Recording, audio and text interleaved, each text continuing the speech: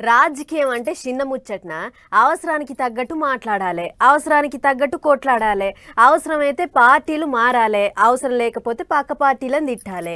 ఏం చేసినా ఎప్పుడు పబ్లిక్లోనే ఉండాలి. అట్లనే నిన్న మొన్నటి దాకా తెలంగాణలో చక్రం తిప్పుతా అని మాట్లాడిన షర్మిలకి ఇప్పుడు కొత్త ప్రయాణం షురూ చేసింది. రాజన్న రాజ్యం తీసుకొస్తా అని పార్టీ పెట్టిన షర్మిలక్క ఆఖరికి ఆ పార్టీని తీసుకుపోయి రాజన్న పార్టీలోనే కలిపింది.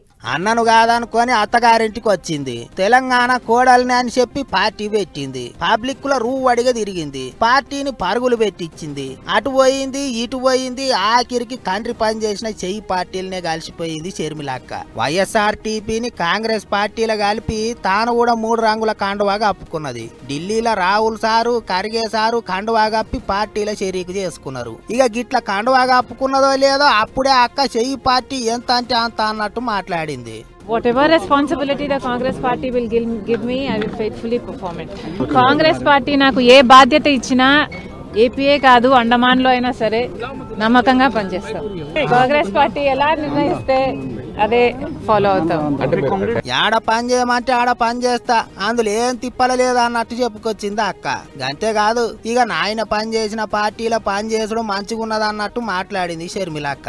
రాహుల్ గాంధీని ప్రధానమంత్రిని చేసేందుకు గట్టిగా పని చేస్తదట.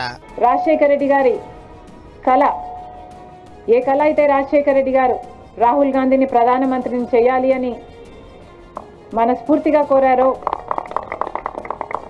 అది నెరవేర్చడానికి రాజశేఖర రెడ్డి గారి బిడ్డ మనస్ఫూర్తిగా పనిచేస్తుంది. కండువాగప్పే కార్యం వడిచినాక ఇంటి ఆయనతో కలిసిపోయి సోనియమ్మను కలిసింది.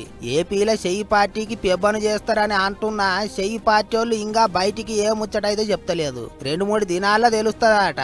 ఇంకో దిక్కు షర్మిలక్క చెయ్యి పార్టీల షరీకయ్యటాలకు ఏపీలో ఫ్యాన్ పార్టీ వాళ్ళు అంతా లేచుకూకున్నారు. సీఎం సారుకు చెల్లెలైనా చెయ్యి పార్టీల షరీకైనా మాకేం పోయేది లేదా అంటున్నారు.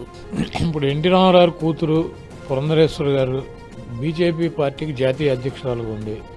170 సీట్లు పోటీ చేస్తే తెలుగుదేశానికి లాభం అంటారు, నష్టం అంటారు, ఎంత మార్కు డ్యామేజ్ అవుతుంది.